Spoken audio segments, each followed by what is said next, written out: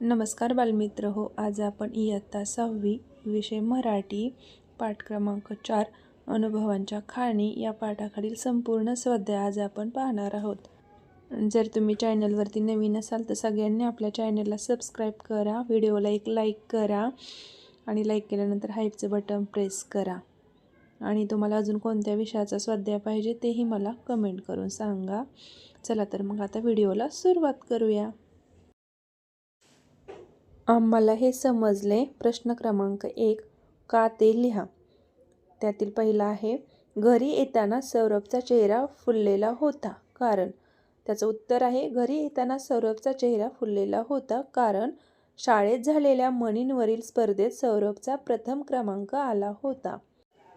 दुसरा प्रश्न आहे, सौरभ घरी आला तेव्हा आई घरी नव्हती कारण. उत्तर आहे, सौरभ घरी आला तेव्हा आई घरी नव्हती कारण आई शेजारच्या राधा काकूंकडे गेली होती. प्रश्न तिसरा आहे, सौरभच्या शाळेने एक उपक्रम घेतला कारण. उत्तर आहे, सौरभच्या शाळेने एक उपक्रम घेतला कारण मराठी अभिजात भाषेचा दर्जा मिळाल्याने म्हणींवर आधारित उपक्रम आयोजित करण्यात आला. चौथा प्रश्न आहे, आजी चकित होऊन सौरभकडे पाहत राहिली कारण. उत्तर आहे, आजी चकित होऊन सौरभकडे पाहत राहिली कारण सौरभ धडाधड हातावर आधारित म्हणी सांगत होता.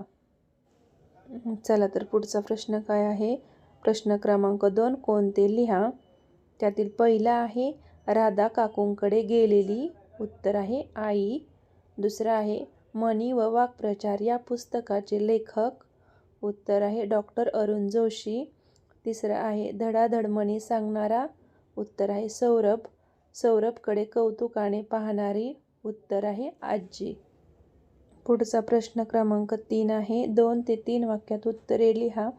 त्यातील पहिला आहे, म्हणींवर आधारित स्पर्धेची अट कोणती होती. उत्तर आहे, स्पर्धेत शरीराच्या अवयवांचा उल्लेख आलेल्या म्हणी सांगायच्या होत्या. जास्तीत जास्त योग्य म्हणी सांगणाऱ्या विद्यार्थ्याला प्रथम क्रमांक देण्यात येणार होता. त्यातीलच दुसरं आहे, ही स्पर्धा मी आजीमुळे जिंकलो असे सौरभ का म्हणाला.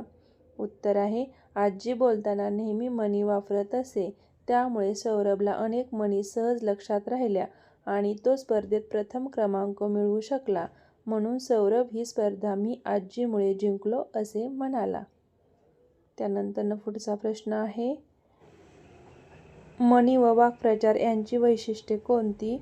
उत्तर आहे, म्हणी व वाक्प्रचार कमी शब्दात मोठा आशय व्यक्त करतात. त्यामुळे बोलणे प्रभावी होते आणि भाषेचे सौंदर्य वाढते. त्यानंतर पुढचा प्रश्न आहे, लिहिते होऊया. या पाठातील प्रसंगावरून तुमच्या शब्दात कथा तयार करा व लिहा. आजीच्या म्हणींची कमाल. सौरभच्या शाळेत म्हणींवर आधारित स्पर्धा आयोजित करण्यात आली होती. स्पर्धेत शरीराच्या अवयवांवर आधारित म्हणी सांगायच्या होत्या. सौरभची आजी नेहमी बोलताना म्हणी वापरत असे, त्यामुळे सौरभला अनेक म्हणी सहज लक्षात राहिल्या. स्पर्धेत त्याने सर्वाधिक योग्य म्हणी सांगितल्या आणि प्रथम क्रमांक मिळवला. तेव्हा तो आनंदाने म्हणाला, ही स्पर्धा मी आजीमुळे जिंकलो. त्यानंतरचा पुढचा प्रश्न आहे, चर्चा करूया. पारंपरिक म्हणी व त्या संदर्भातील प्रचलित कथा याविषयी शिक्षकांसोबत व पालकांसोबत चर्चा करा. आम्ही शिक्षक व पालकांशी विविध म्हणी आणि त्यामागील प्रचलित कथांबद्दल चर्चा केली. या चर्चेतून म्हणी अनुभवातून तयार झालेल्या असतात व त्यातून चांगला बोध मिळतो. म्हणींच्या वापरामुळे भाषेतील गांभीर्य समजते, तसेच योग्य प्रसंगी म्हणींचा वापर करावा हेही कळले. त्यानंतर पुढचा प्रश्न आहे, खेळूया शब्दांशी. खालील चौकोनात काही म्हणी लपल्या आहेत. चौकोनातील म्हणी शोधा आणि लिहा.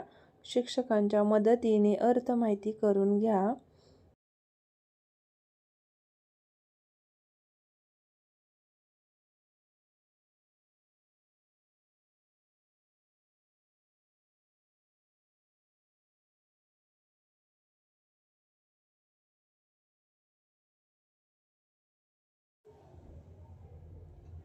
म्हणी आणि अर्थ. गाव करी ते राव ना करी. अर्थ आहे समूहाने मोठे कार्य होते ते एका व्यक्तीने होत नाही. दुसरं आहे बाप तसा बेटा. वडिलांचे गुण किंवा दोष मुलांमध्ये दिसतात. तिसरं आहे अति तिथे माती. जास्त गोष्टींनी नुकसान होते. गर्वाचे गर खाली. अहंकारी व्यक्तीचा नाश होतो. बैल गेला झोपा केला. अर्थ आहे गोष्ट निघून गेल्यावर तयारी करणे. हपापाचा माल गपापा. अर्थ आहे गैरमार्गाने आलेला पैसा लवकर संपतो. ना आवडीचे मीठ अळणी.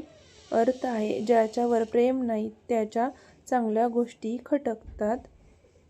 करावे तसे भरावे. अर्थ आहे आपल्या कर्माचे फळ नक्की मिळते.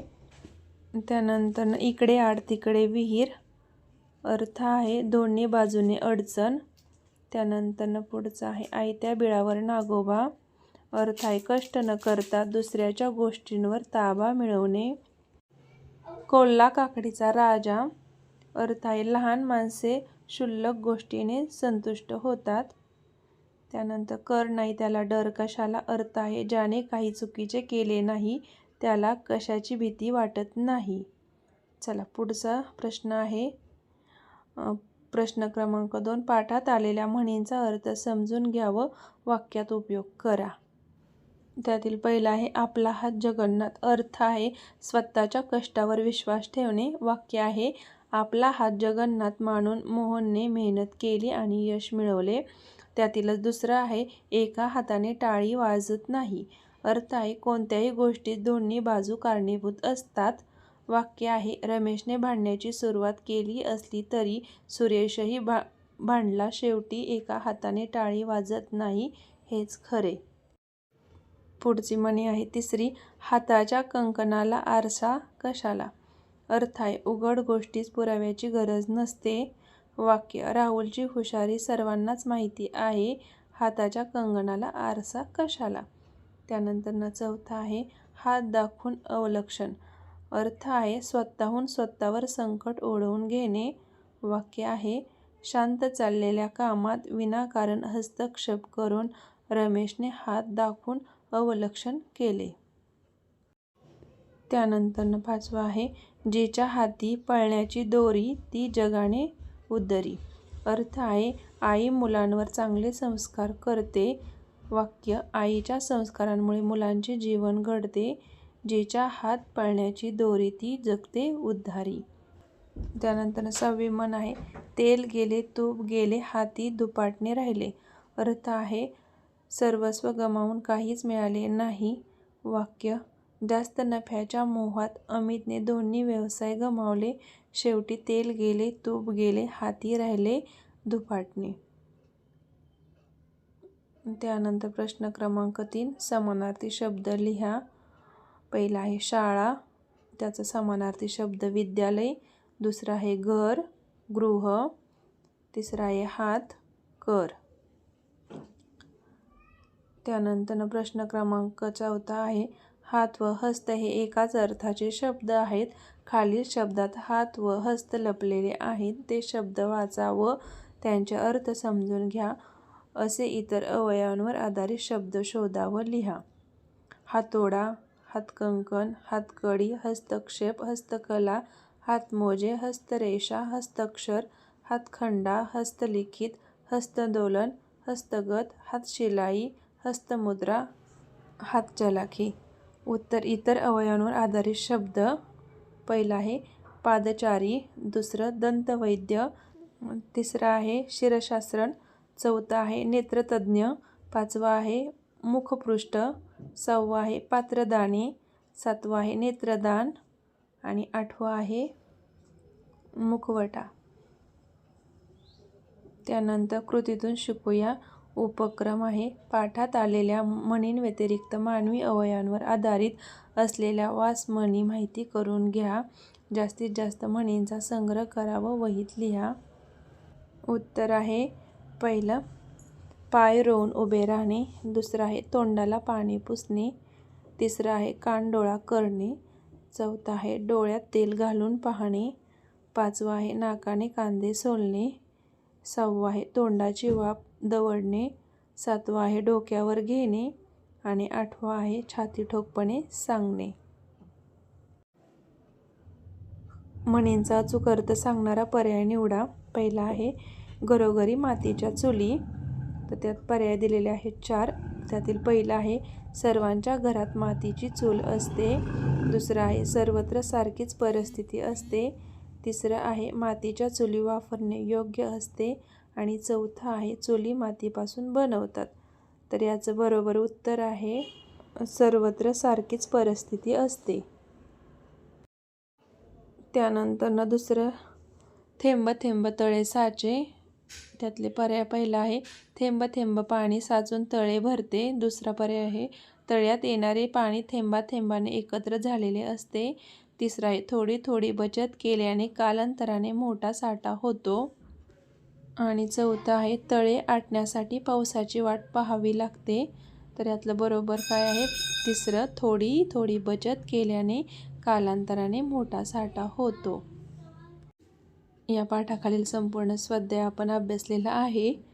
तर चला सगळ्यांनी आपल्या चॅनलला सबस्क्राईब करा, व्हिडिओला एक लाईक करा आणि व्हिडिओ जास्तीत जास्त शेअर करा.